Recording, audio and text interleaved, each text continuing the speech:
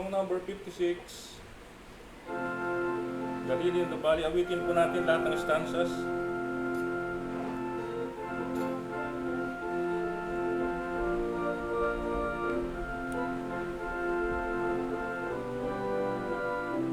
On the first stanza, sing. I have found a friend in Jesus, He's everything to me.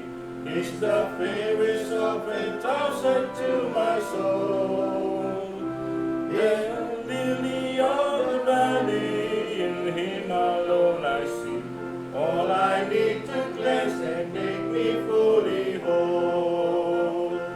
In sorrow is my comfort, in trouble is my stay. He tells me every care on Him to roll. He's the lily of the valley, the bright and morning star.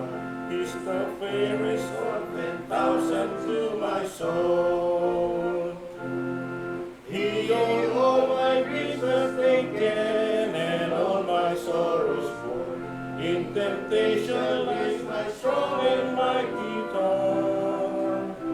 I have all rings forsaken and all my idols torn from my heart, and now He keeps me by His power. In sorrow is my comfort, in trouble is my stay. He tells me you can from Him to roll. He's the lily of the valley, the bright and morning star. He's the fairest of 1,000 to my soul. Last stanza. He will never, never leave me, nor yet forsake me, while I live my faith into His blessed will. A wall of fire about me, and nothing but to fear. With His manna He my hungry soul shall fill. Then sweeping up the glory to see His blessed face, where rivers of delight shall ever roll. He's the lily of the valley, the bright and morning star. He's the fairest of 1,000 to my soul. Amen. Amen. Praise God. Hindi po tayong umawit sa song number 340, Electing Grace, 340.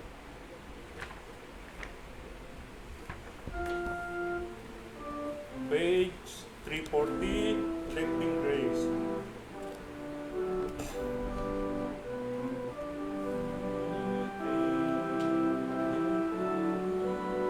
On the first stanza, sing. In eternity, God chose to save many sons from Adam's race. When He sent His Son to Calvary, there to suffer in their place. Elect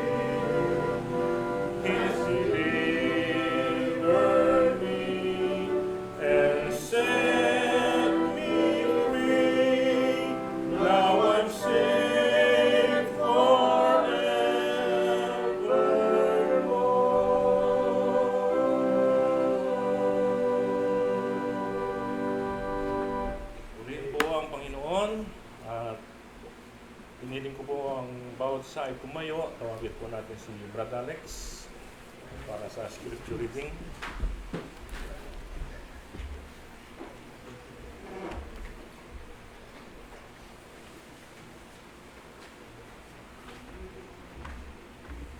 Mabiyayang umaga po mga kapatid, umaga po tayo sa scripture reading. Ating bubuksan natin mga Bible sa Psalm 140.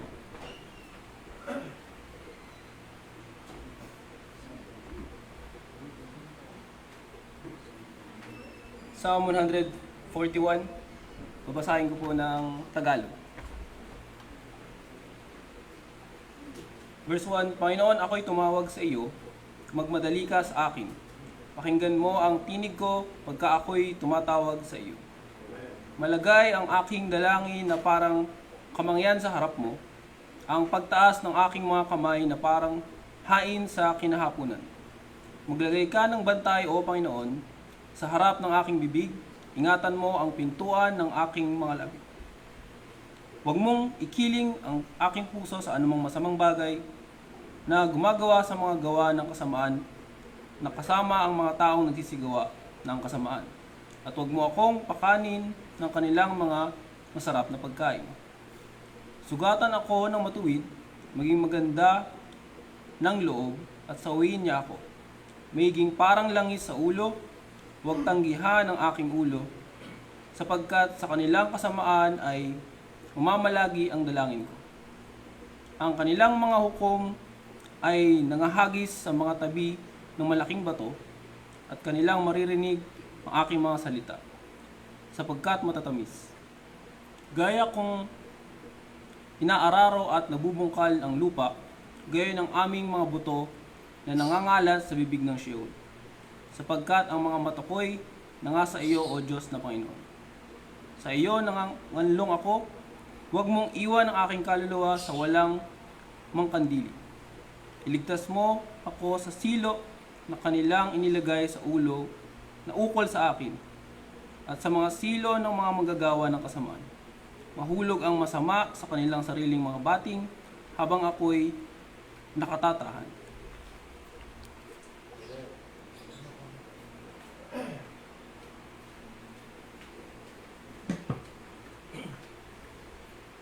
Purihin po ang Panginoon sa pagkabasa po ng kanyang banal na salita. Ating po tawagin si Brother Boy para sa Operatory Korea. Ate Tess.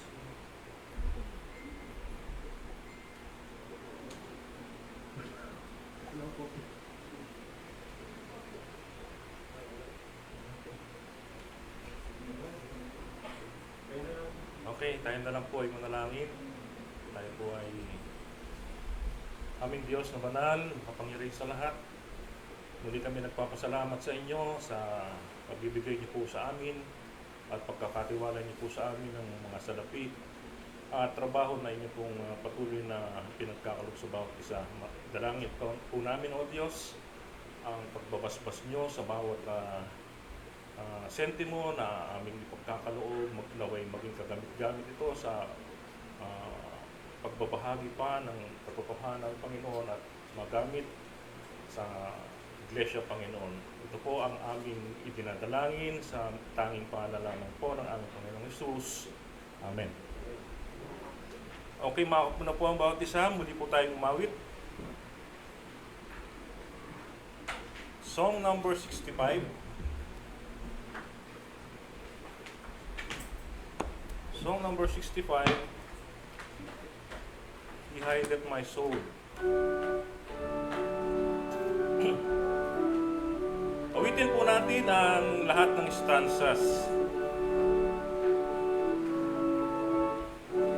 On the first stanza, ready, sing.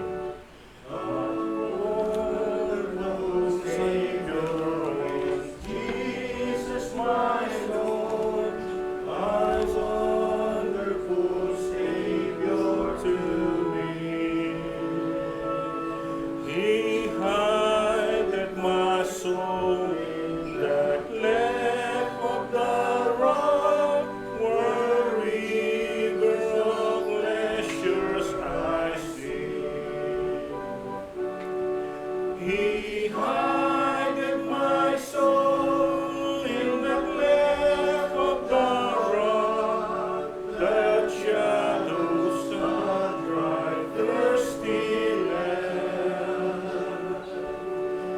He hideth my life in the depths of His love, and covers me with His hand, and covers me there with His hand. Two. A wonderful Savior is Jesus my Lord. He taketh my burden away. He bolded me up, and I shall not be moved. He giveth me strength as my days.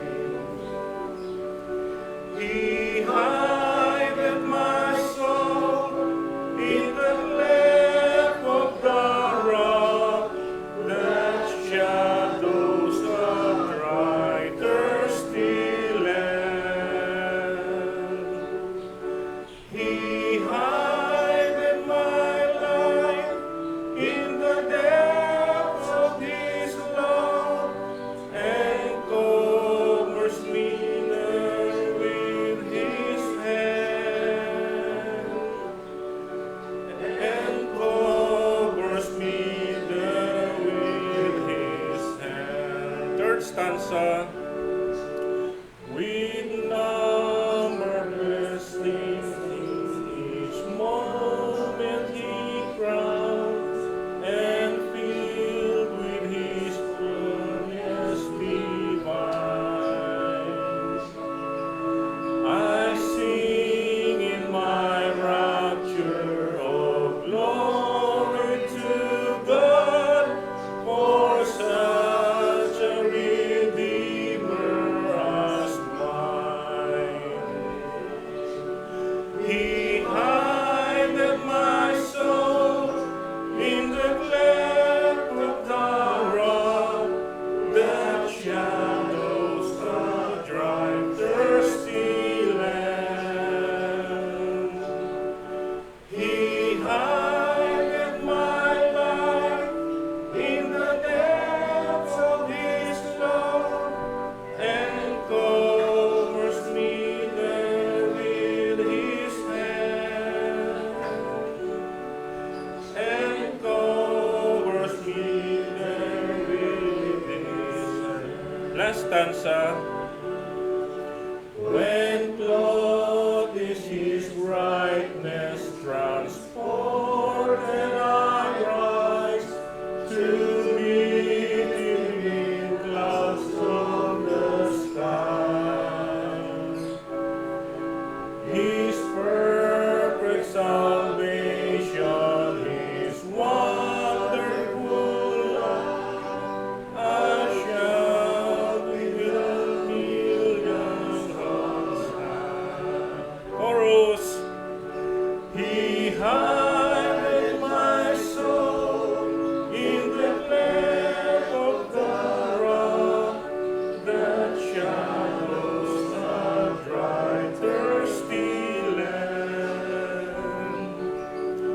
He hideth my life in the depths of His love, and covers me there with His hand,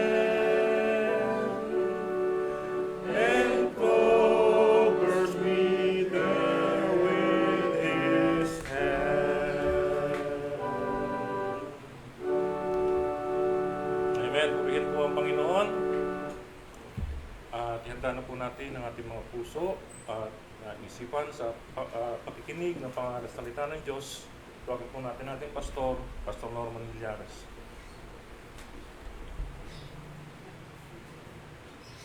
Lumak muna tayo sa pagbibigayan. Sa natin ang pagbibigayan.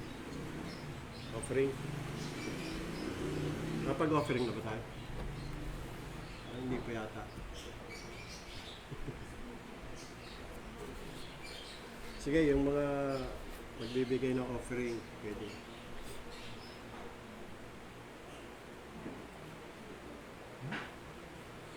Dumako po muna tayo sa pagbibigay ng ating offering po sa Panginoon. Kung meron po magbibigay. Habang inihanda po natin ating mga isipan sa pakikinig po ang salita ng Diyos.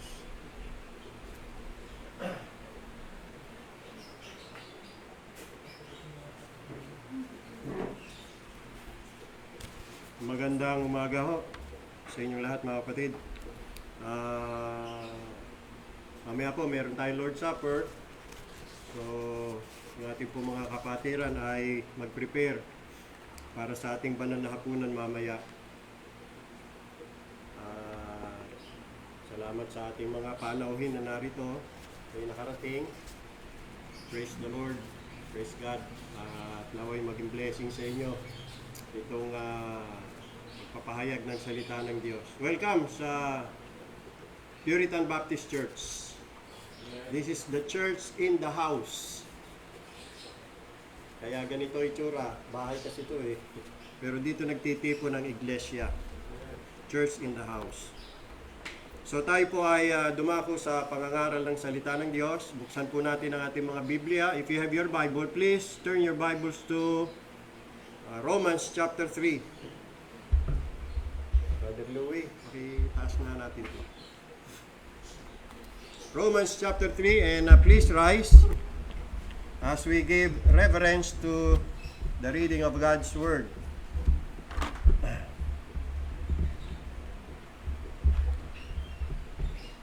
Romans chapter 3. Roma kapitulo 3, talatang 21. Narito ang sinasabi ng banal na kasulatan sa Tagalog. Ngayon ay nahayag ang pagiging matuwid na mula sa Diyos, hindi dahil sa kautusan. Ito'y pinatutunayan din ng kautusan at ng mga propeta. Ang pagiging matuwid na itong mula sa Diyos ay makakamit ng lahat ng sumasampalataya kay Hesukristo.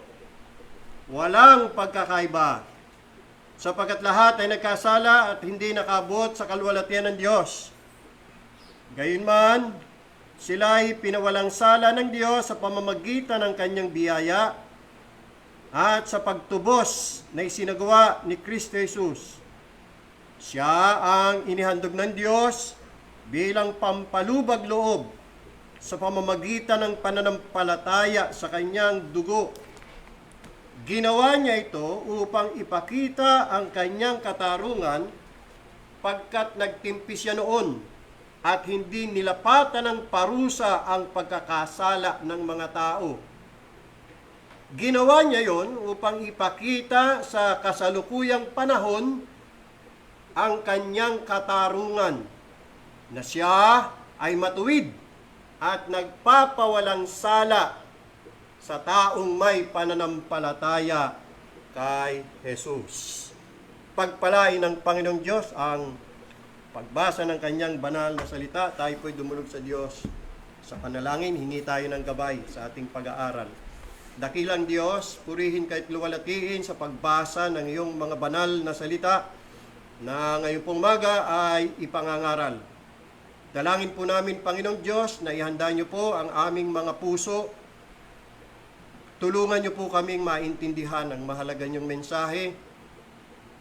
Gawin niyo po itong personal sa amin.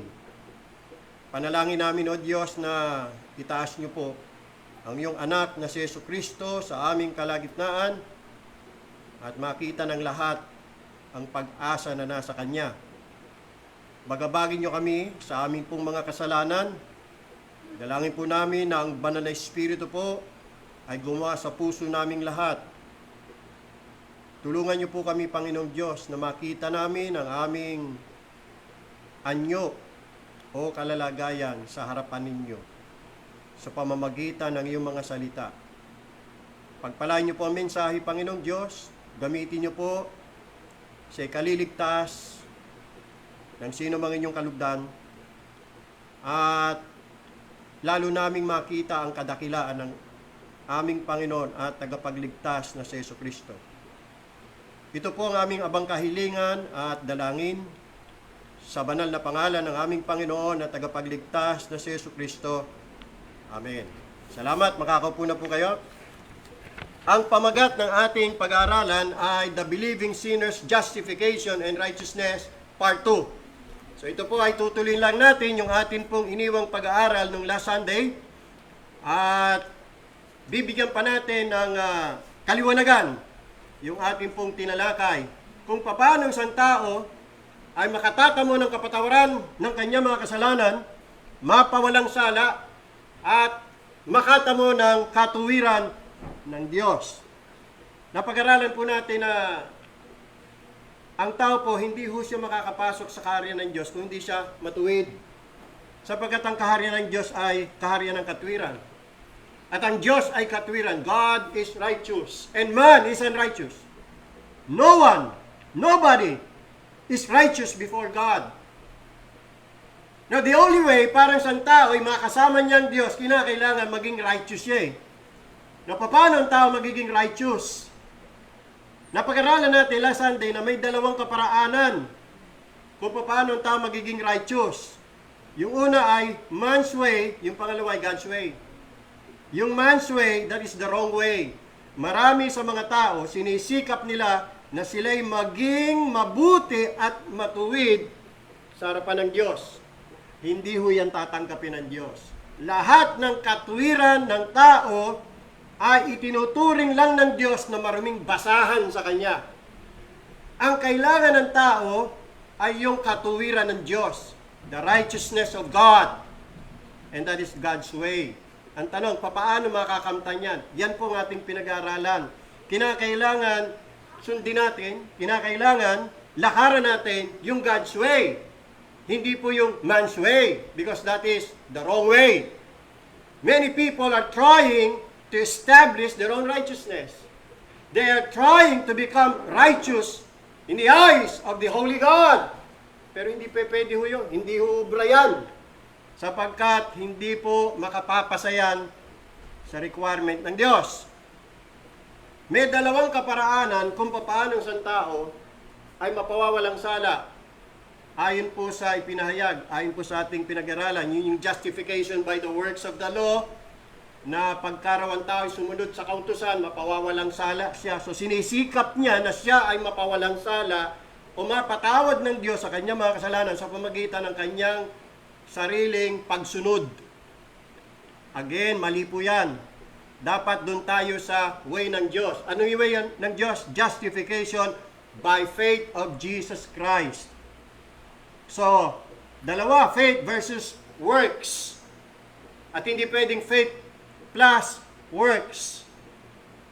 Alin lang sa dalawa dyan? Na ang turo ng Bible, justification, pagpapawalang sala sa pamagitan ng pananampalataya ni Jesucristo.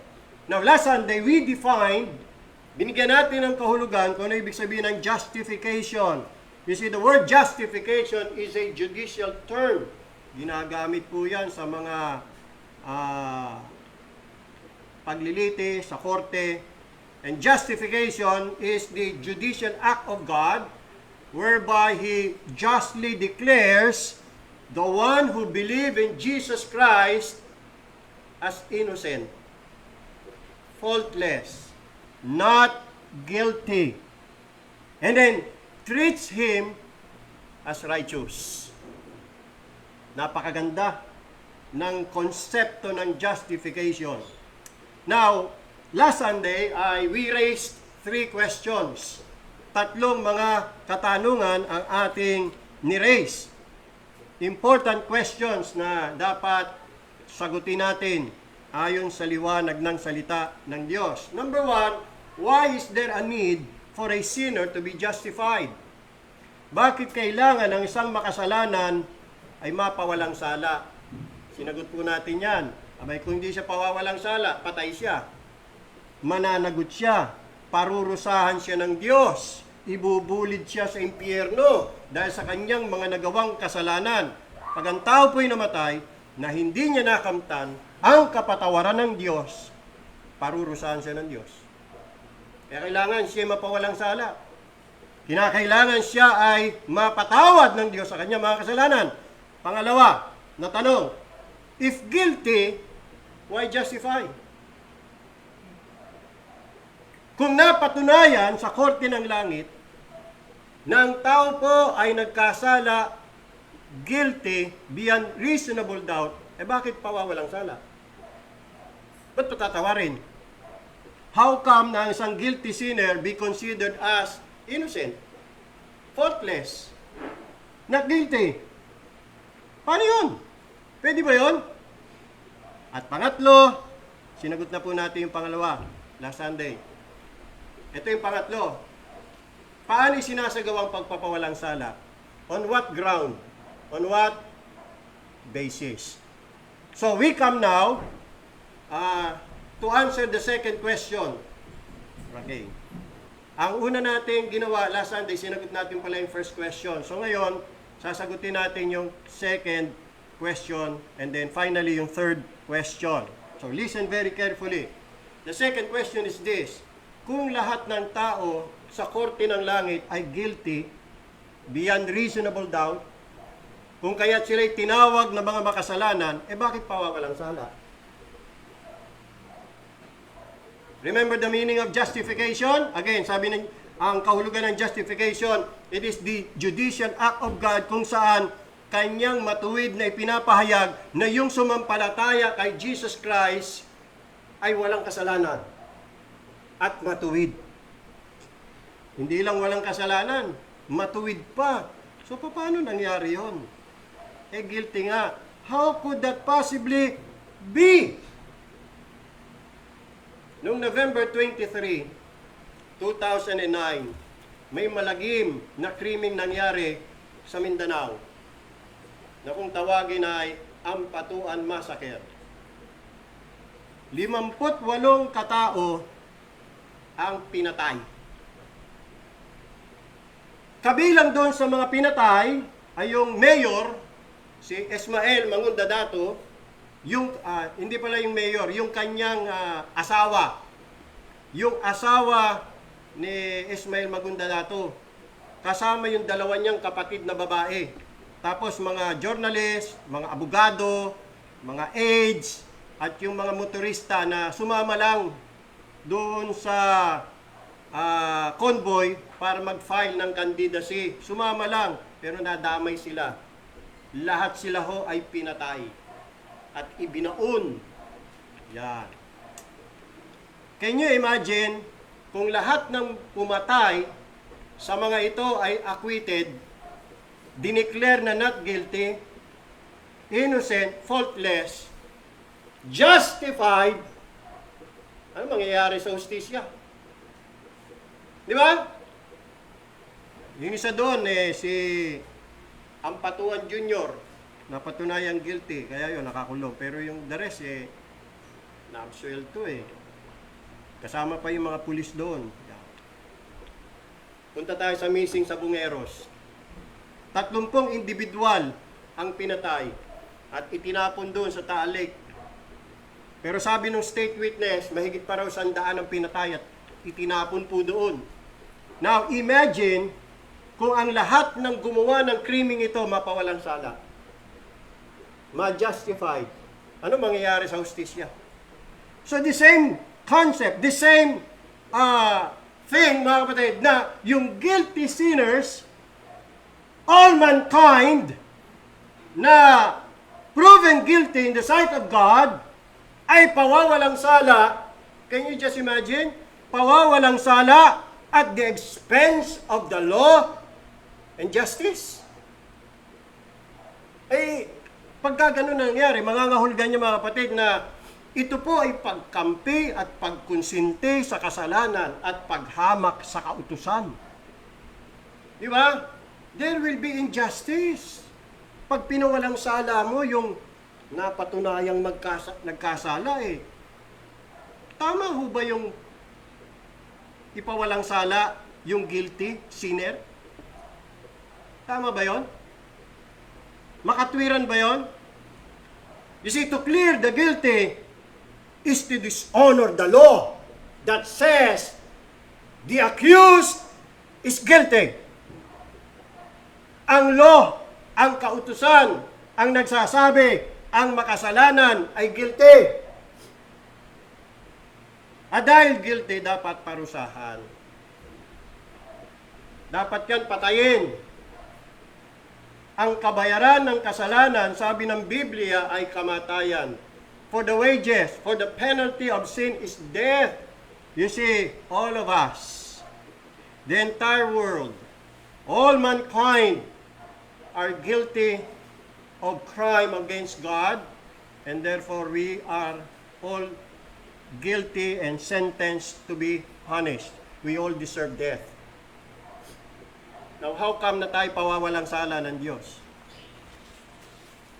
Ay di mayuyurakan yung batas ng Diyos na nagsasabing parusahan niya, makasalanan yan. Di ba? So, kung ganun pala, wala na bang pag-asa na ang tao ay maligtas? Wala na bang pag-asa na ang isang taong nagkasala, napatunayan nagkasala laban sa Diyos ay mapawalang sala? Yung taong guilty of crime? Na hindi mayuyurakan, hindi po madudungisan o mababaliwala yung kautusan at hustisya. Yan. Makakatakas ba ang tao mula sa tiyak na kamatayan at parusa ng Diyos? Paano? Sa anong pamamaraan? Dito po papasok yung pamamaraan ng Diyos. Hindi po pamamaraan ng tao. Wala hong magagawa ang tao sa kanyang kaso. Wala ho. Ang kailangan niya ay abogado na magtatanggol sa kanya. Ito magandang balita. Ayon sa pamamaraan ng Diyos, ang Diyos ay nag-provide ng abogado. Yan. At kilala, alam niyo ba kung sino yung abogado?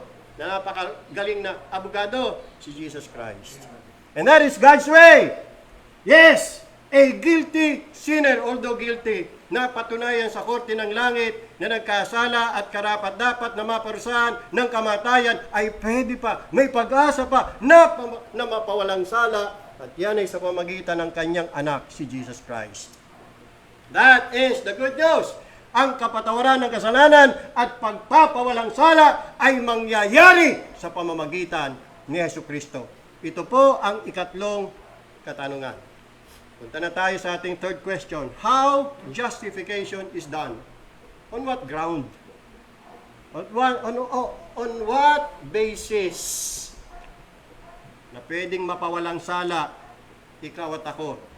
So balik tayo sa ating pong teksto. Basahin natin ang Romans chapter 3. Binasa natin ang verse 21.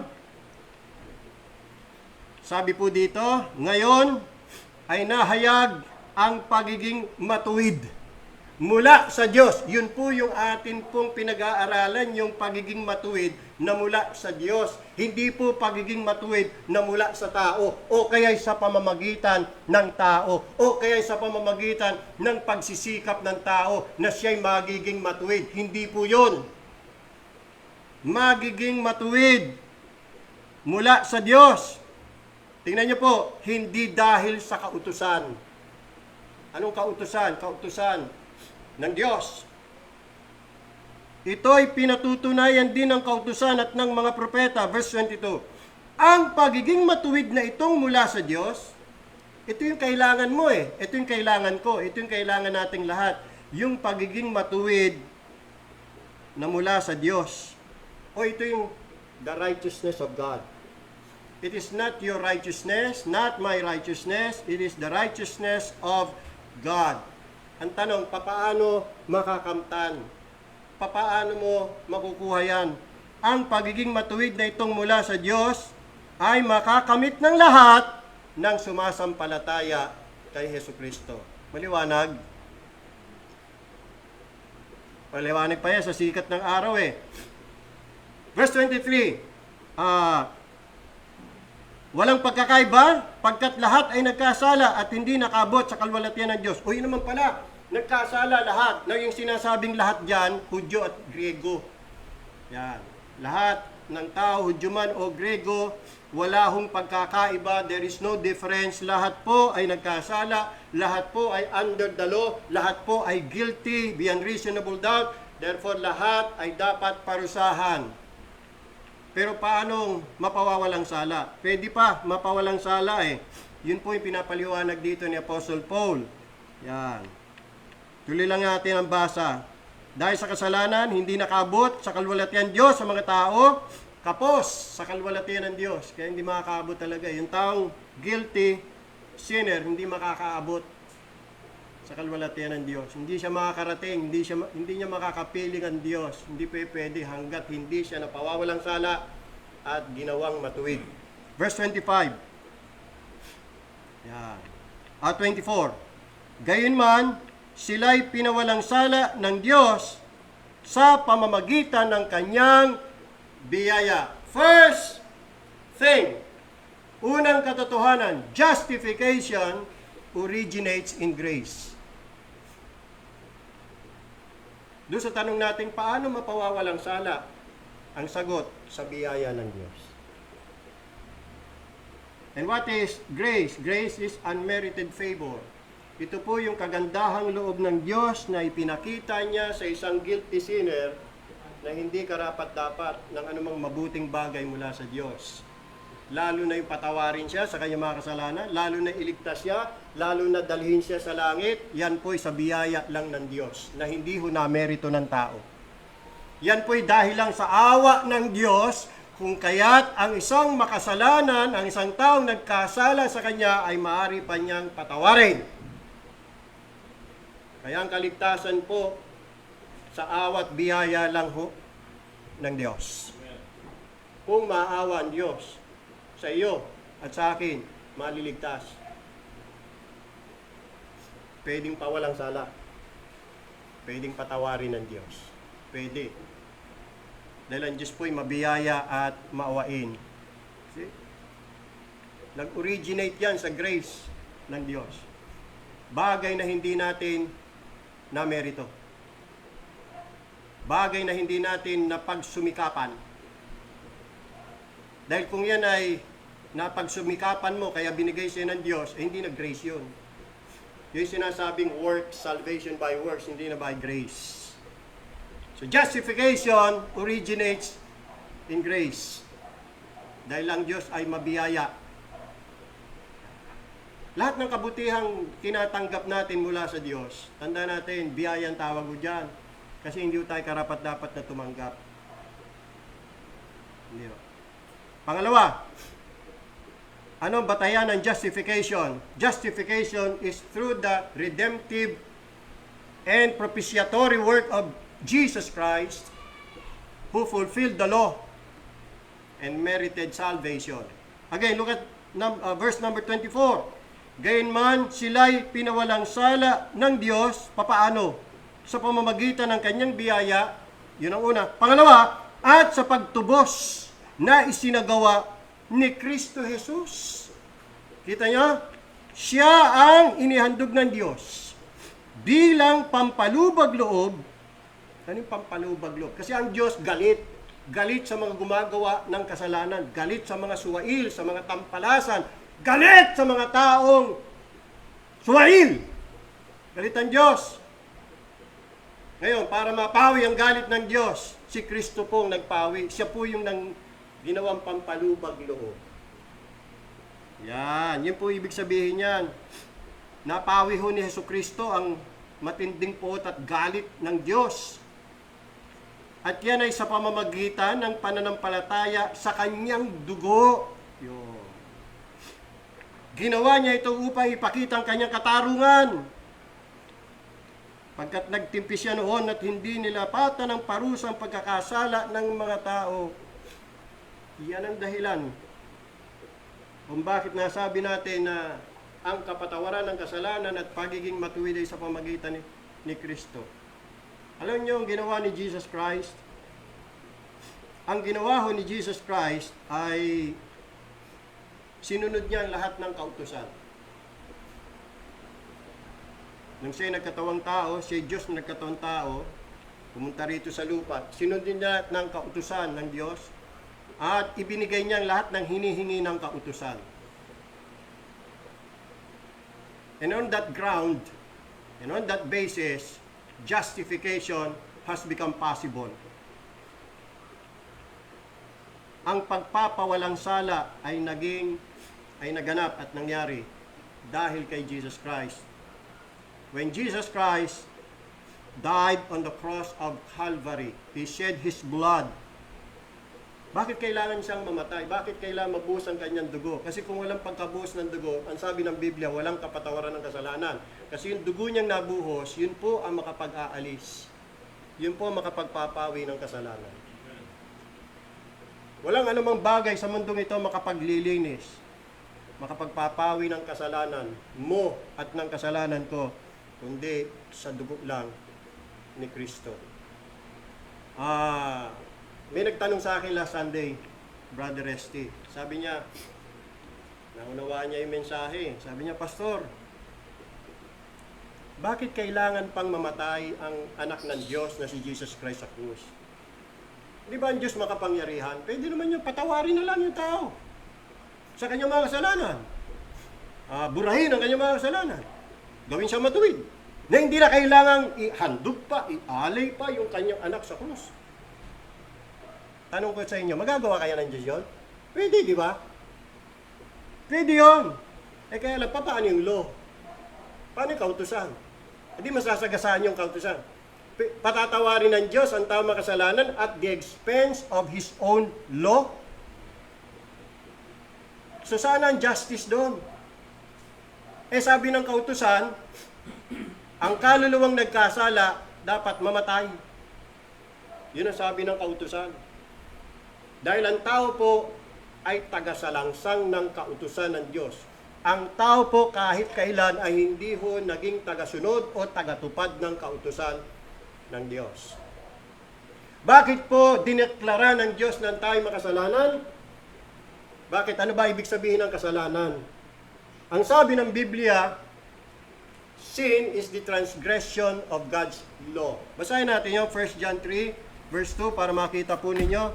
1 John chapter 3. Ito yung pinaliwanag natin last Sunday. Pasadahan ko lang saglit para sa kapakanan ng ating mga bisita na maintindihan nila. Bakit ba ang tao tinawag na makasalanan?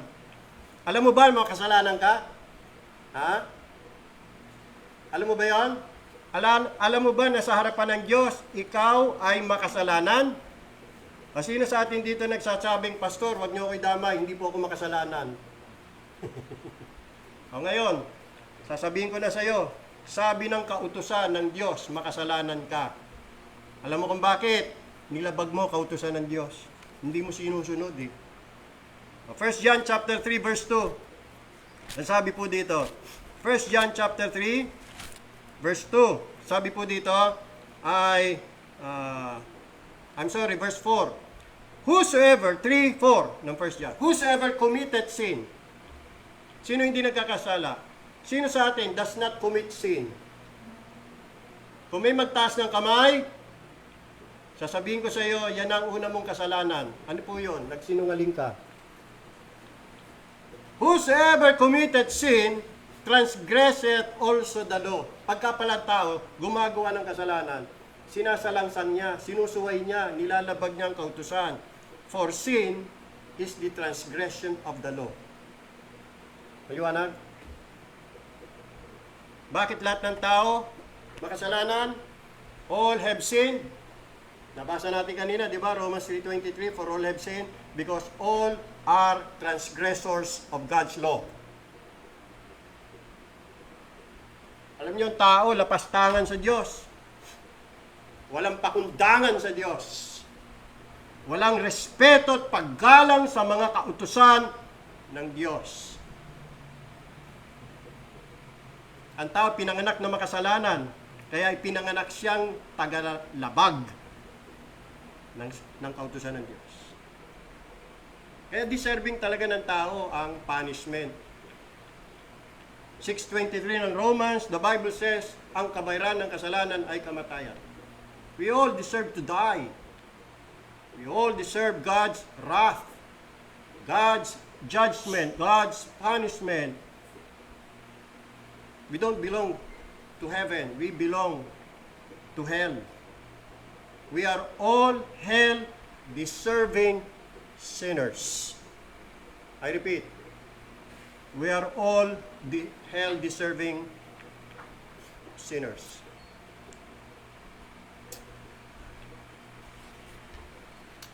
And because of that, kailangan maremedyohan yung kasalanan eh. You see, ang issue between you and God is your sin. Yan ang malaking issue sa pagitan mo at ng Diyos, yung kasalanan mo eh. So, ang tanong, paano mapapawi ang kasalanan mo? Kaya mo bang pawiin ang kasalanan mo? Only Jesus Christ can do that, and He did that on the cross of Calvary. Ang ginawa ni Jesus Christ, yung kautusan na nilabag mo at nilabag ko, sinunod ni Jesus Christ. At yung hinihingi ng kautusan na kamatayan para sa mga nagkasala, binigay ni Jesus Christ. Siya ang namatay. Kaya doon sa tanong na bakit kailangan pang mamatay si Jesus Christ para maligtas sa mga makasalanan, bakit hindi niya na lang patawarin ang mga tao? Huwag nang ialay ang kanyang anak. Kailangan kasi sundin yung hinihingi ng kautusan. At ang sagot dyan, mababasa natin sa Romans chapter 8. Basahin natin ang Romans chapter 8. Romans chapter 8, verse 3. Alam niyo, inuurasan ko yung aking preaching. 15 minutes na lang natitira sa wala pa ako sa kalagitnaan. Romans chapter 8 verse 3. So, bahala na kung saan tayo matatapos. Romans chapter 8 verse 3. Ito po yung sagot doon sa tanong. Bakit siya nagkatawang tao? Ba't siya pumunta rito sa lupa? Ang hindi magawa ng kautusang pinahina ng likas ng pagkatao. Kasi yung likas na pagkatao, yun yung pagkataong makasalanan. Yun po yung ating sinful nature ng tao na hindi kayang sumunod sa kautusan eh. Kaya humina ang kautusan. Hindi po ma-demand ng law sa ating mga makasalanan yung katuwiran. Kasi meron tayong makasalanang kalikasan na hindi susunod sa kautusan. Kaya, ang hindi magawa ng kautusan pinahina ng likas ng pagkatao ay ginawa ng Diyos. Kita nyo? Sino gumawa? Ang Diyos, hindi ikaw, hindi ako, hindi ang tao, wala hong magagawa ang tao. Ang Diyos ang gumawa, kaya nga ito yung sinasabi nating pamamaraan ng Diyos. Papaano? Sa pamamagitan ng kanyang anak na sinugo sa anyo ng taong makasalanan para ano? Upang maging handog para sa kasalanan ayon sa hinihingi ng kautusan at ayon sa hinihingi ng hustisya. Napakaliwanag po yan. Kaya ang hatol sa kasalanan ay iginawad niya sa Kanya. Sino yung Kanya? Si Jesus Christ. Yung hatol ng kautusan, dahil sa kasalanan, yung hatol na kamatayan, iginawad kay Kristo Jesus. Na nasa anyong taong makasalanan. Verse 4, ginawa niya ito upang ang mga katuwirang hinihingi ng kautusan. Ano yung katuwiran? Katuwirang hinihingi ng kautusan na hindi mo, na hindi ko kayang ibigay ay matugunan sa atin na mga namumuhay ayon sa Espiritu at hindi ayon sa likas na pagkataong puspos ng kasalanan. Yung katuwirang hinihingi ng kautusan na ibigay ni Jesus Christ. Siya ang nakapagbigay.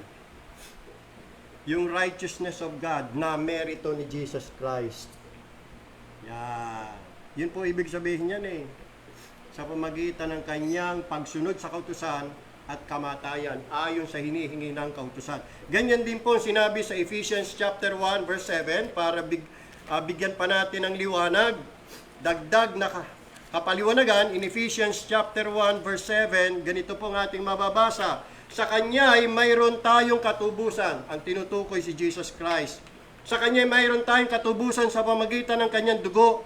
Ang kapatawaran ng mga kasalanan ayon sa makasaganang biyaya ng Diyos na Kanyang ibinuo sa atin na may buong karunungan at pagkaunawa. Ganon din po sa Galatians chapter 3 verse 13. Galatians 3:13, may sinabi rin po si Apostle Paul dito tungkol sa ginawang katubusan ni Jesus Christ. Galatians chapter 3 verse 13. Listen, sabi rito, tinubos tayo ni Kristo mula sa sumpa ng kautusan. Kita nyo? Tayong lahat sinumpa ng kautusan eh. Bakit? Kasi nga hindi natin sinunod ang kautusan. Galit ang kautusan. Kaya sabi ng kautusan, mamatay ka! Die! Pero ang ginawa ni Jesus Christ, tingnan nyo ang ginawa ni Jesus Christ, tinubos tayo ni Kristo, tayo mga mananampalataya. Ang kausap dito ni Paul ay mga mananampalataya sa Galacia, sila'y tinubos. Sabi diyan, tinubos tayo ni Kristo mula sa sumpa ng kautusan sa pamagitan ng pagiging isang sumpa para sa atin pagkat nasusulat, sumpain ang sino mang binitay sa punong kahoy. Yung palang kamatayan ni Kristo Jesus doon ay sumpa ng kautusan. Na dapat ikaw at akong binitay doon eh. Kasi tayong nasa ilalim ng kautusan at hindi natin nasunod ang kautusan. Nasalangsang ang kautusan, kaya lahat tayo ay under sin. So, ang ginawa ni Jesus Christ, He died for us. Dahil sa ginawa ni Jesucristo, yan ang dahilan kung bakit si Kristo ang hanggahan ng kautusan. Christ is the end of the law. Na sinabi po dun sa Romans chapter 10 verse 4. Romans 10:4. Romans 10:4. Ito ang ibig sabihin ng talatang ito eh. Si Kristo ang hanggahan ng kautusan. Si Kristo ang katuparan ng kautusan na hindi natin natupad. Si Kristo po ang katapusan ng kautusan. Sa gayon, ibibilang na matuwid ang sino mang sumasampalataya sa Kanya. Kaya hindi po pwedeng magiging matuwid ka, mapawawalang sala ka, sa pamamagitan ng pagsunod mo sa kautusan. Because of the fact na you have failed. But Jesus Christ fulfilled it. See? So, ano nakita natin dito? Sa lahat ng mga sumasampalataya kay Kristo, Jesus Christ became their sinless substitute. He came to offer up Himself as a sacrifice to atone for their sin. Yan ang ground ng justification. Kaya walang kautosang nasagasaan. Walang kautosang nayurakan. Tinupad lahat yan ni Jesucristo. Kaya possible ang pagpapawalang sala o justification. Pangatlo, justification is by faith and not by the works of the law. At yan ay maliwanag na sinabi sa verse 22 ng Romans chapter 3. At sa mga nabasa na rin natin kanina, balikan natin Romans chapter 3 verse 22. Romans 3:22. Ganito po ang sabi. Romans 3:22, ang pagiging matuwid na itong mula sa Diyos ay makakamit ng lahat ng sumasampalataya kay Jesucristo. Verse 28, pagkat pinaninindigan namin ang tao ay pinawawalang sala sa pamamagitan ng pananampalataya at hindi sa pagsunod sa kautusan. Galatians 2:16. Balik tayo sa Galatians 2:16. May sinabi rin dito si Apostle Paul. Pakinggan niyo po. Sabi po dito, 2:16 ng Galatians, alam natin na ang isang tao hindi pinawawalang sala sa pamamagitan ng pagsunod sa kautusan, kundi sa pananampalataya kay Jesucristo. Kaya tayo man ay naglagak ng ating pananalig o pagtitiwala kay Kristo Jesus upang tayo'y pawalang sala sa pamamagitan ng pananampalataya kay Kristo at hindi sa pagsunod sa kautusan. Pagkat sa pagsunod sa kautusan ay walang sino mang pinawawalang sala. Grace, blood, faith. Nasaan ang works? Eh bakit sinasama yung works ng tao? Marami mga bulang mga ngaral, mga bulang relihiyon, isinasama gawa ng tao. Hindi tatanggapin ng Diyos yan. Walang kinalaman sa kaligtasan gawa ng tao. Sapagkat lahat ay ginawa ng Diyos. Lahat ay ginawa ni Jesucristo. Ang hinihingi lang ho ng Diyos, pagtitiwala, pananampalataya. Ilalaga ang 100% ng pagtitiwala doon sa tagapagligtas sa kanyang mga ginawa. Mangyayari ang kaligtasan. Hindi pwedeng magtitiwala ka kay Kristo plus magtitiwala ka sa sarili mong magagawa. Magtitiwala ka sa kabutihan ni Kristo plus magtitiwala ka sa sarili mong kabutihan. Basura yan. Basura ang sarili mong kabutihan. Hindi tatanggapin ng Diyos yan. Mantakin mo yung kabutihan mo, tatapat mo sa kabutihan ni Kristo, hindi ka mahiya. Anong klaseng kabutihan yan? Kaya mong tapatan ang kabutihan ni Kristo? Sapat na ang kabutihan ni Kristo. Sapat na ang kanyang mga ginawa. Hindi kulang yan. Ang hinihingi lang ng Diyos, magtiwala, manampalataya. Kaya mangyayari ang pagpapawalang sala. Magiging matuwid ang tao, hindi dahil sa kanyang sariling katuwiran, kundi dahil sa righteousness ni Jesus Christ. So dito na tayo dumako sa righteousness naman. Ang believing sinner ay hindi lamang po pinawalang sala o justified, meaning faultless, guiltless, innocent, but also declared righteous. Matindi. Ano yung ibig sabihin nun? Ibig sabihin, yung pinawalang sala at itinuring na not guilty, righteous. Ibig sabihin, nasunod niya ang lahat ng kautusan. Nasunod niya ang lahat ng batas at aproban Diyos sa kanya. Tinanggap siya ng Diyos. Paano nangyari yun? Ikaw, nasunod mo lahat ng kautusan? Ako, nasunod ko lahat ng kautusan? Hindi. Si Jesucristo ang sumunod ng lahat ng kautusan. Kapag ang isang tao ay sumampalatay kay Jesus Christ, lahat ng nagawa ni Jesus Christ, yung katwiran na kanyang namerito, ibibilang sa iyo. Ibibilang doon sa sumampalataya. Yung salitang justified and righteous, actually, magkaparehong, hango yan sa magkaparehong Greek word. Yan.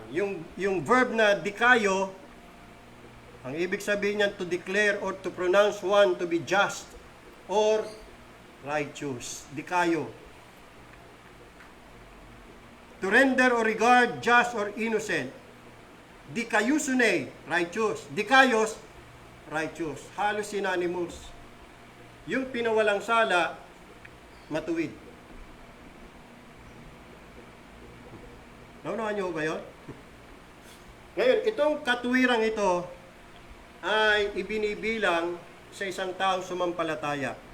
Tanong, paano naging righteous si Abraham? Basahin natin ang Romans chapter 4, verse 1. Romans chapter 4, verse 1. Kaya package, pinawalang sala na dineklara pang righteous.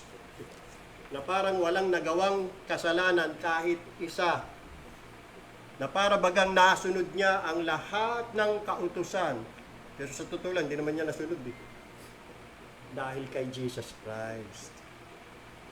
Si Jesus Christ lahat ang gumawa. Naunawaan niyo po, kaya nga siya ang Savior and Lord.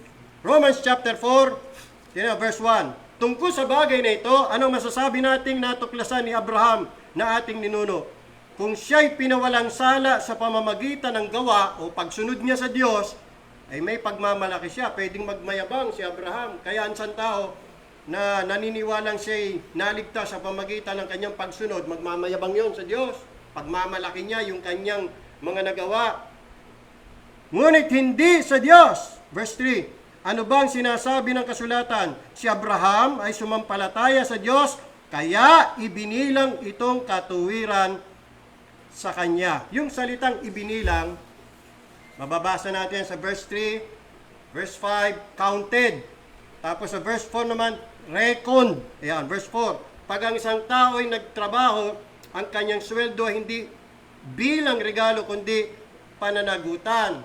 Verse 6. Sa verse 6, iyan din ang tinutukoy ni David nang sabihin niyang mapalad ang taong ibinibilang ng Diyos na matuwid. So sa Tagalog, isang salita lang, ibinibilang. Pero sa King James Version, sa English, tatlo counted, reckoned, imputed. Na, anong ibig sabihin? Isa lang ibig sabihin yan. Hindi po ibig sabihin ipinapalagay, kundi count on, rely on. When Abraham believed God, he didn't suppose that he became righteous. He counted on it. God counted on it. Abraham became righteous. Hindi ipinapalagay, righteous talaga. Ganyan din ang isang taong sumasampalataya kay Jesus Christ. Hindi po ipinapalagay na siya ay righteous. Talagang siya ginawang righteous because of Jesus Christ. At hindi yan batay sa nagawa ng tao. Kaya wala akong magiging matuwid sa harapan ng Diyos sa pamagitan ng pagsisikap niya. Wala.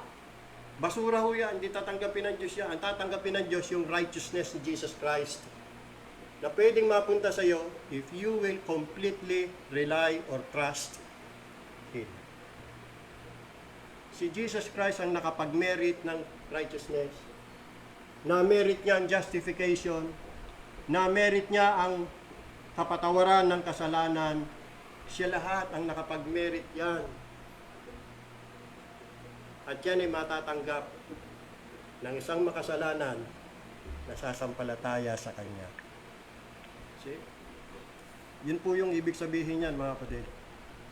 That is the promise of God. The promise of salvation. At itong promise of salvation, tulad ng promise ng Diyos kay Abraham na siya ay magiging tagapagmana, hindi po yan nakamtan ni Abraham dahil siya nagsikap. Yung pangako ng Diyos ng kaligtasan, hindi po yan nakakamtan sa pamagitan ng pagsisikap ng tao. Tanda natin, ang pangako ng kaligtasan ay regalo, kaloob. Hindi po yan bayad.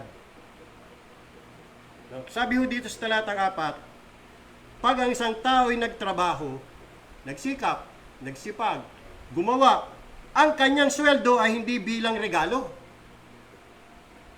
kundi pananagutan o utang. You see? Ang Diyos po'y walang utang sa tao. Ang tao po may utang sa Diyos. Ang kaligtasan po ay ibinibigay ng Diyos na libre, walang bayad. Hindi kailangan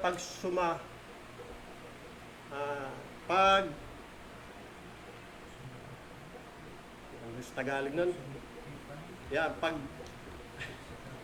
hindi kailangan strive. Pagsikapan ng tao. Yan po'y tinatanggap lang ng may pananampalataya. Ibinibigay ng Diyos na walang bayad. Bakit? May nagbayad na Sino? Si Jesucristo.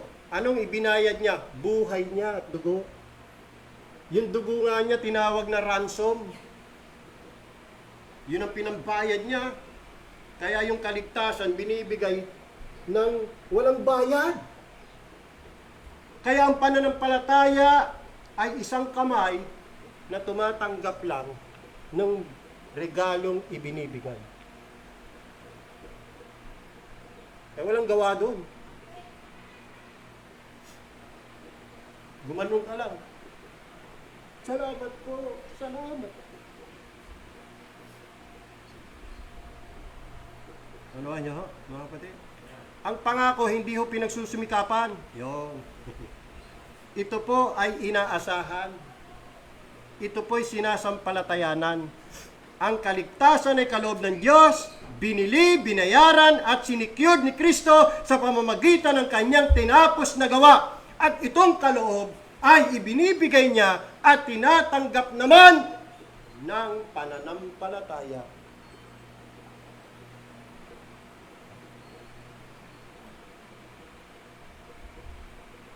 Tanungin kita, tinanggap mo na ba ang regalo ng kaligtasan? Napawalang sala ka na ba sa iyong mga kasalanan? Are you saved? Hindi ka sigurado? Ayun, batay sa ating pinag-aralan, anong pamamaraan ng Diyos? Pananampalataya kay Jesus Christ. See? Yan ho ang ginawa ng Panginoon Kristo. Again, gusto ko pong bigyan ng diin yung binasa natin Galatians 3:13. Balikan na. Lalagpasan ko na ibang mga ano ho rito para to make it short. Dami ko pa sanang sasabihin, pero lagpasan ko na lang. Yung pinaka-sentro o importanteng katotohanan. Galatians chapter 3 verse 13. Yung Christ hath redeemed us from the curse of the law. Again, because of the law, ang tao ay under the curse. Oh, nako, sana nga. Sa mga oras na ito, unawa sa iyo ng Diyos yan. Alin po, Pastor? Na nasa ilalim ka ng curse. You're under the curse. Kaya pag namatay ka at hindi naalis yung curse na yan, you will be cursed. But here's the good news. Ito yung pamamaraan ng Diyos na pinadala niya ang kanyang anak na si Jesus Christ para tubusin ang mga sasampalataya sa kanya from the curse. Christ hath redeemed us from the curse. Paano niya ginawa yon? He became cursed. Siyang sinumpa. How? By dying on the cross. Kasi yan sabi, sumpain ang mga ibinibitin sa punong kahoy. Ano ibig sabihin nun? Yung pinako sa krus. Alam niyo ba na yung galit, puot, sumpa ng Diyos, matinding sumpa ng Diyos, binigay niya sa kanyang anak. Napunta sa anak niya Kaya doon sa krus, kung babalik tayo doon sa Kalbaryo, doon sa krus, isinumpa ho ang Panginoong Hesus doon. At yun po yung sumpa ng Ama ayon sa kautusan. Ang magandang balita, itong mga taga-Galasya, tinubos sila mula sa ilalim ng sumpa. At kung ikaw ay sasampalataya kay Kristo ngayong araw, ngayong oras, mawawala yung sumpa. Dahil kay Jesus Christ. Ngayon, kung patuloy kang hindi makikinig, babaliwalain mo mensaheng ito, magkikibit, balikat ka lang, at i-ignore mo ito, pag dumating ang araw ng iyong kamatayan, tandaan mo, sisingilin ng Diyos sa iyo. Yung utang mo, ikaw ang kanyang pagbabayarin, dadanasin mo ang kanyang sumpa. Matthew chapter 25, itapat natin itong Galatians 3:13 sa Matthew chapter 25. Matthew chapter 25, konti na lang. Matthew chapter 25. Ito po ang sasabihin ng Panginoon sa mga nagbaliwala ng mensaheng ito, sa mga hindi naniwala kay Jesus Christ, sa mga hindi sumampalataya, nagtiwala sa Kanya, kundi patuloy pa rin nagtitiwala sa mga sarili nilang magagawa, sa mga relihiyon nila, sa kabutihan nila, doon sila umaasa, doon sila nananangan, ito po ang maririnig nila. Yan. Sa araw na yon, verse 41, Then shall he say also unto them on the left hand, mga kambing, larawan ng mga hindi ligtas, mga hindi nangagsisi sa kanilang mga kasalanan, hindi tiwala kay Jesus Christ. Depart from me, ye cursed! You see? Yung sumpa, sa iyo sasabihin niyan, ikaw na sinumpa, ye cursed, into everlasting fire, prepared for the devil and his angels. Yan ang maririnig mo sa huling araw.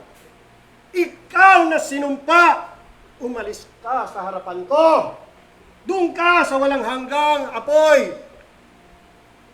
Kasama mo mga demonyo at si Satanas. It is either Christ, listen, it is either Christ has redeemed you from the curse of the law or you will be cursed. You will be cursed. Yan o yun.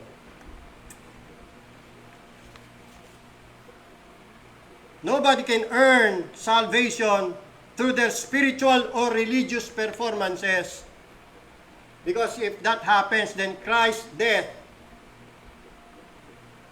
is in vain.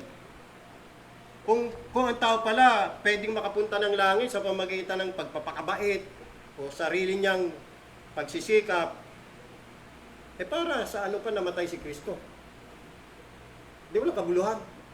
At kailangan pa niya magdusa sa krus. Pwede pala maging matuwid sa harapan ng Diyos sa pamamagitan lang ng sarili kong pagsisikap Kung susundin ko lang pala ang kautusan hindi ko kailangan si Kristo.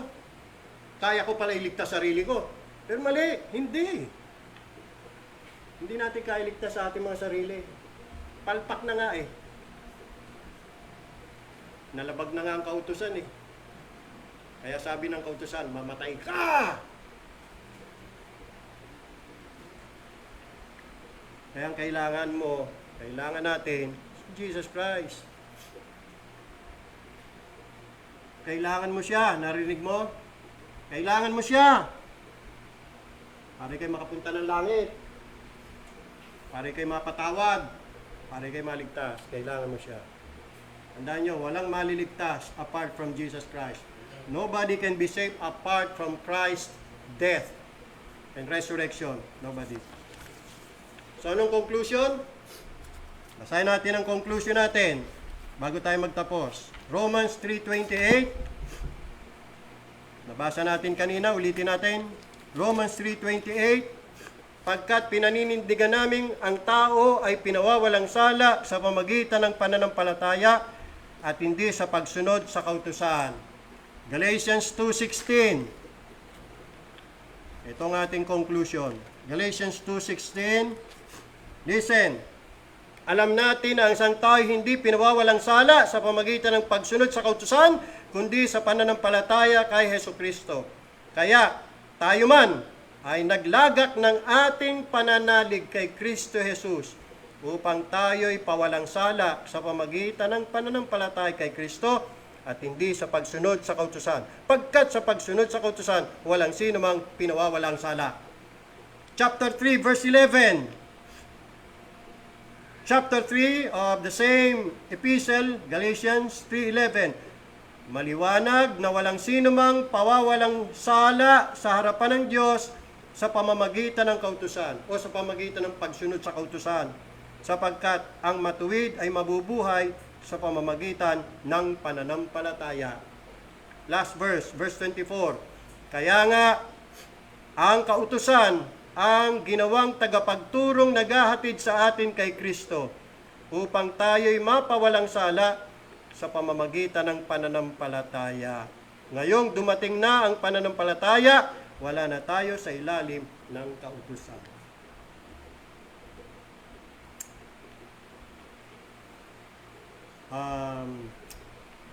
Doon sa tanong na ano po ba dapat kong gawin upang ako'y maligtas?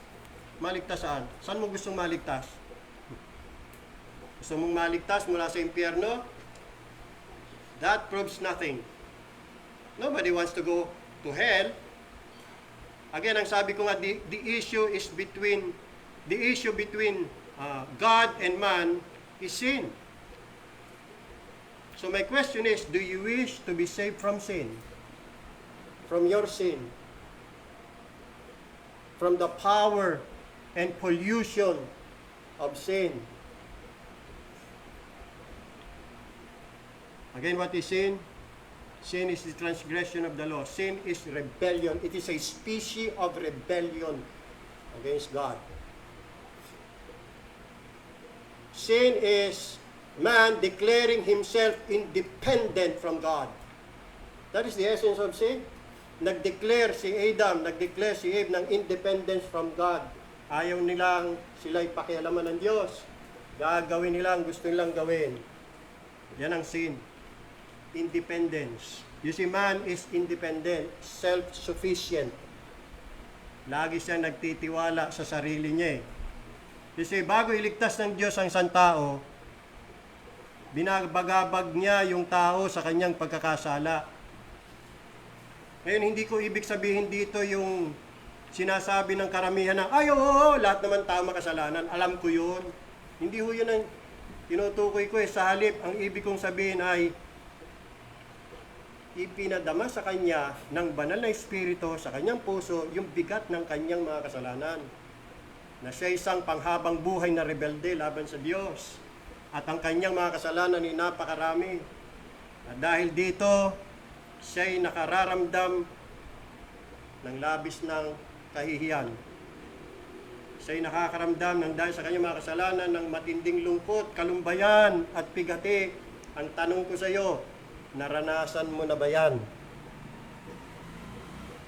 Madali lang kasi sa isang tao na sabi, makasalanan ka. Ay, oo naman, lahat naman tayo makasalanan. Ang tanong ko, naramdaman mo ba yung bigat ng iyong kasalanan? At nung matapos mong maramdaman, nahiya ka ba sa Diyos? Nalulungkot ka ba sa bawat kasalanang nagagawa mo laban sa Diyos? Ikinalulungkot mo ba na nasasaktan mo ang Diyos? Sa bawat pagsuway na ginagawa mo sa Kanya? Yun ang kailangan eh. Maramdaman mo yun. Ma-feel mo yun. At yun ho ang ginagawa ng Holy Spirit. Ipinadadama niya sa puso ng taong yung bigat ng kanyang mga kasalanan. Nakita mo ba ang iyong sarili na ganap ka na hindi karapat-dapat para sa langit? Nakita mo ba sa sarili mo na hindi ka karapat-dapat, lalo na sa presensya ng isang banal na Diyos? Naunawaan mo ba ngayon na walang mabuting bagay sa iyo? Walang mabuting bagay na ibinilang sa iyo ang Diyos? Naunawaan mo ba na sa lahat ng paraan at panahon ay inibig mo ang mga bagay na kinapopootan ng Diyos at kinapootan mo ang mga bagay na inibig ng Diyos? Naunawaan mo ba yon? Na lahat ng ayaw ng Diyos, yun ang gusto mo. At lahat ng gusto ng Diyos, yun ang ayaw mo. Naunawaan mo ba yan? Sa isang taong binagabag ng Diyos sa kanyang mga kasalanan, naunawaan niya. At lubha siyang nalulungkot. Nadurog ba ang puso mo sa harap ng Diyos dahil sa pagkaunawa mo niyan? Nagdadalamhati ka ba? Nalabis mong hinamak ang kanyang mga kaawaan? Binaliwala mo ang kanyang mensahe? Patuloy mong binabaliwala ang Diyos sa iyong buhay? Patuloy mong binabaliwala si Jesus Christ? Naunawaan mo ba yan?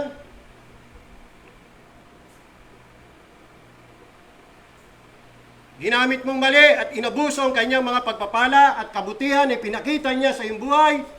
Pinabayaan ang kanyang salita at hindi mo siya binigyan ng tunay na lugar sa iyong mga iniisip, damdamin, pagmamahal at buhay.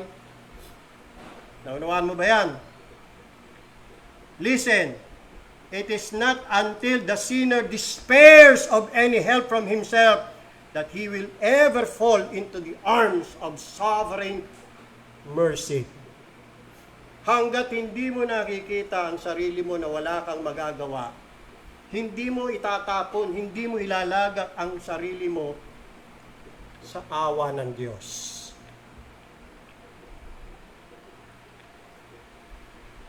Pero pagka ikaw ay binagabag na ng Holy Spirit sa mga oras na ito na there is no help in yourself, then marirecognize mo that you are lost.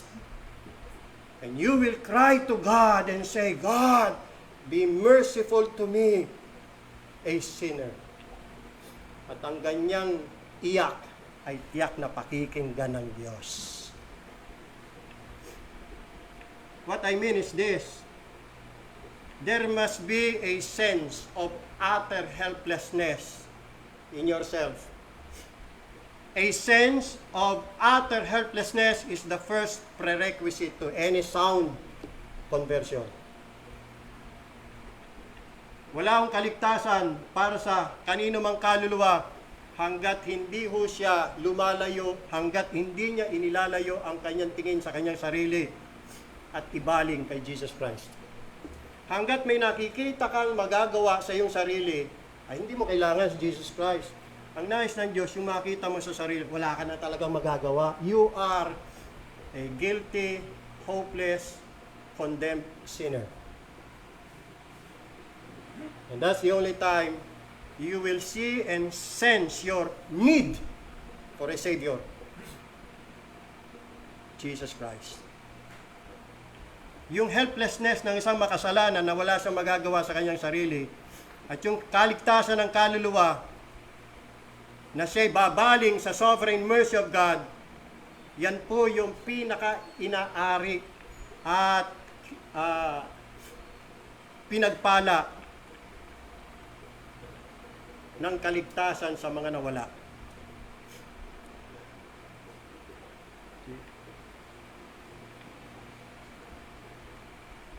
And because of this, nais ko ibaling ang inyong mga paningin at puso sa anak ng Diyos. Sa kadakilang ginawa niya. Sana ang mensaheng ito ay lalong magdulot sa atin ng paghanga sa ating Panginoong Kristo, sa kanyang ginawa. Dakila ang kanyang ginawa. Napakadakila. Matindi talaga, no? At hangaan natin yung pamamaraang ginawa ng Diyos para lang tayo'y maligtas. Siyang gumawa ng paraan kasi wala na pag-asa kung sa atin wala na Wala nang pag-asa Siyang gumawa ng paraan. Sa pamagitan ng mensaheng ito, lalo natin makita yung preciousness ni Jesus Christ. At sana nga, kung ikaw talaga'y saved, kung ikaw talaga'y anak na ng Diyos, kung ikaw ay Christian na, makita mo mas lalo yung preciousness ni Jesus Christ. And Jesus Christ will become more dear to you. More dear, more precious to you. Sa mga nakaranas na ng kapatawaran ng kanilang mga kasalanan, sa mga pinatawad na ng Diyos, sa mga ginawa ng matuwid, alam nila yan. At hindi lang alam yan, naranasan nila yan, na ang Panginoon Kristo ang pinakamahalaga sa kanilang buhay. Dahil sa ginawa niya para sa kanila. Yung bang dapat ang Panginoong Hesus, hindi lang sa isang kwento, hindi lang sa isang istorya na nabasa mo sa libro o kaya Biblia, kundi siya isang realidad sa buhay mo. He is a reality and He is real in your life. That is the preciousness of Jesus Christ. Kasi the more you increase knowledge about Jesus Christ, the more you know Him, the more He will be precious to you. And the more Jesus Christ becomes precious to you, the more you will love Him. And the more you love Him, the more you will obey Him. The more you will obey Him. Lalalim po sa pamagitan ng mensaheng ito yung ating utang na loob sa Diyos. At sa bandang uli, tanda natin na ang pamamaraan ng Diyos, yan po ang tama. Ang pamamaraan ng Diyos, yan po ang laging tama. Sundin po natin lagi ang kanyang mga pamamaraan sa lahat ng bagay sa ating buhay. Talikuran mo na ang sarili mong pamamaraan. Talikuran mo na ang iyong sarili, bumaling ka kay Jesus Christ. At siya na maging Panginoon at tagapagligtas ng buhay. ikay susunod sa Kanya habang ikay nabubuhay. May God bless the message in our hearts. Tayo po'y manalangin.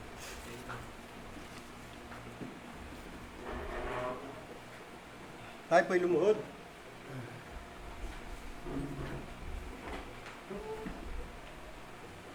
Panginoon naming Diyos, maraming salamat po sa mensahe na ipinahayag niyo sa amin. Salamat po sa Panginoong Jesucristo sa kanyang kadakilaan, na siya po ang aming naging sacrifice, siya ang aming naging sinless substitute. Yung hindi namin nagawa, ginawa niya. Yung hindi namin natupad, tinupad niya. Lahat yan para lamang sa aming kaligtasan, upang kami mapawalang sala at maging matuwid sa iyong harapan. Salamat din sa pananampalataya na ibinigay niyo sa amin, Panginoong Diyos, upang magawa naming magtiwala ng 100% sa inyong anak na si Jesucristo. Naniniwala po kami na yung pananampalatayang yan hindi galing sa amin. Yan po'y kaloob ninyo sa amin.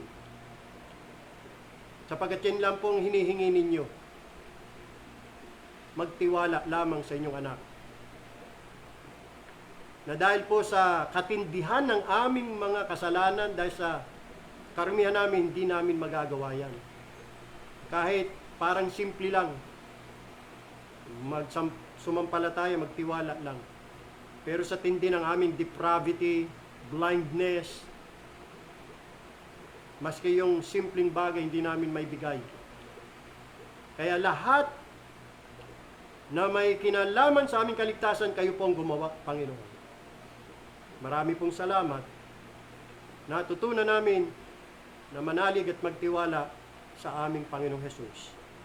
At habang kami nabubuhay, tulungan niyo po kami na mapalago yung pananampalatayang yan upang lubos pa kaming manalig at magtiwala sa Panginoong Hesus sa pagpapatuloy ng aming paglalakbay dito sa lupa. Hanggang sa huling sandali, huling araw ng aming buhay, na makasama namin ang nagligtas sa amin, ang nagpatawad ng aming mga kasalanan, ang aming Panginoong Hesus. Purihin kayo, O Diyos. Salamat sa pamamaraan ninyo. Salamat sa liwanag. Salamat sa banal na Espiritu.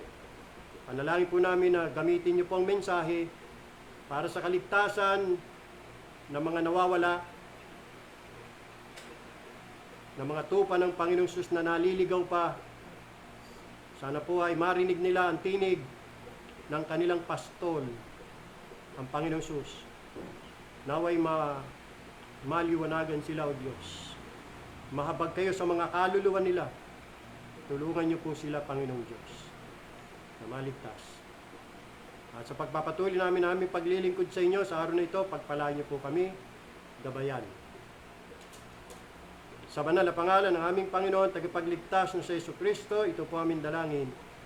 Amen. Awitin natin ang doxology. Praise God from whom all blessings flow.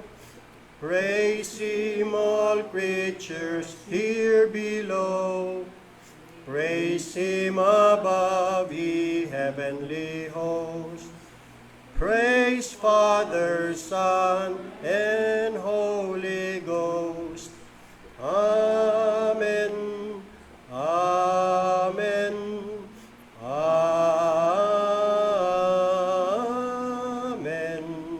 Magandang umaga sa ating lahat. Tapos na ating banal na pagtitipon sa umagang ito. Mamaya po, meron pa tayong pagtitipon at banal na hapunan natin, Lord's Supper. Kaya balik po kayo, mga kapatid. Pagpalain tayo ng ating Panginoong Diyos. Maraming salamat.